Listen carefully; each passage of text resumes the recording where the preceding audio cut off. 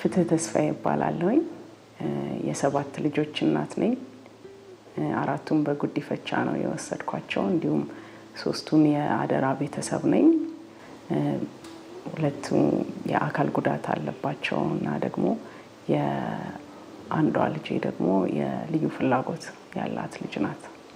የመጀመሪያው እሷ ነች። ኪያ ትባላለች። ቀጥሎ መንትዮቹን እነሱ ሁለቱን ነው የወሰድኩት። አቢሜሌክና አብላኬ ይባላሉ። በኋላ ደግሞ ሜላትና ማርክን ነው የወሰድኩት። እነሱ በጣም ጓደኛ ማቾች ናቸው። በጣም ይዋደዳሉ። የመጨረሻዎቹ ግን ዳኒና ምህረት ናቸው። ማነው አልጋውን ማንጠፍ የሚችል? ልጅ በጉዲፈቻ መውሰድ ከልጅነቴ ጀምሬ የምፈልገው ነገር ነው። ምክንያቱም አያቶቼ በጉዲፈቻ ልጅ ወስደው አሳድገዋል። ወላጆቼም እንዲሁ ያሳደጓቸው ልጆች ነበሯቸው እና በቤተሰቦቼ ውስጥ እያየሁ በምሳሌነት እያሳዩኝ ያየሁት ነገር ነው። በሀገራችን ነባራዊ ሁኔታ እንደሚታወቀው ወደ 4.5 ሚሊዮን ህጻናት ወላጅ እንደሌላቸው ጥናቶች ያመለክታሉ።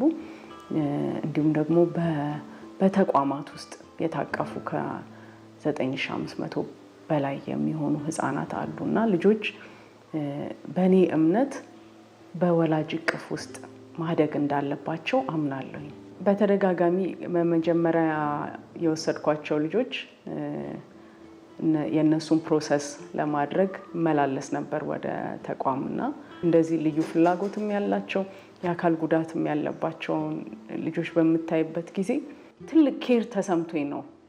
በቃ ብችል ባደርግ ግን አንድ ቀን በቃ እንደምችል አወቅኩ። እኔ ትንሽ ኤፈርት ነው የሚጠይቀው።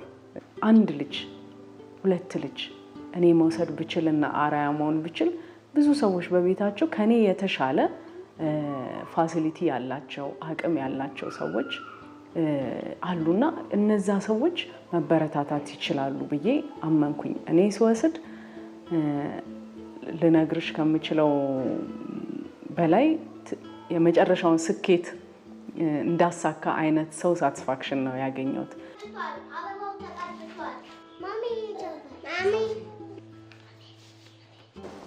መቼም በእኛ ሀገር ስደት ትልቅ ከሆንም በኋላ ይመስለናል። በጉዲፈቻም የሚወሰዱ ልጆች ስደት ነው የሚሄዱት። እኔ ስደት ብዬ ነው። ምክንያቱም የማያውቁት ባህል፣ የነሱ ያልሆነ ከለር ውስጥ በጥሩ ሁኔታ ሊያድጉ ይችላሉ። ያደጉ እንዳሉ አውቃለሁኝ። ግን ልዩ እንደሆኑ እየተሰማቸው ነው የሚያድጉት። እግዚአብሔር ይመስገን አሁን የሀገር ውስጥ ጉዲፈቻ ብቻ ነው ያለው። ግን እንዲሁም እንኳን ሆኖ ብዙ ልጆች በተቋማት ያድጋሉ።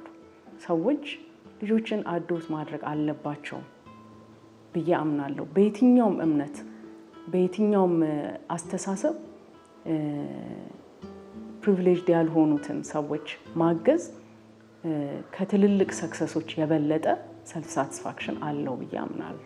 በቀደሙት ጊዜያት በእያንዳንዱ ቤተሰብ በተለያዩ አጋጣሚዎች ወላጅን በሞት ያጣ ወይም ደግሞ ወላጆቹ ሊያሳድጉት ያልቻሉ ልጅ በቤተሰብ መካከል ያድጋል። ኢትዮጵያን የኖርንበት ነው። አሁን ግን ትንሽ የኑሯችን ሁኔታ ትንሽ ግለኝነት የመጣበት ይመስለኛል። በራችንን ዝግት አድርገን ከጎረቤት ሳንተዋወቅ ይሄ ልጅ የማን ልጅ ነው ምን ሆኗል ሳንል የምንኖርበት አይነት ባህል ውስጥ ገብተናልና ለሌሎች መድረስ፣ ለሌሎች ያለንን ማካፈል ያለብን ይመስለኛል።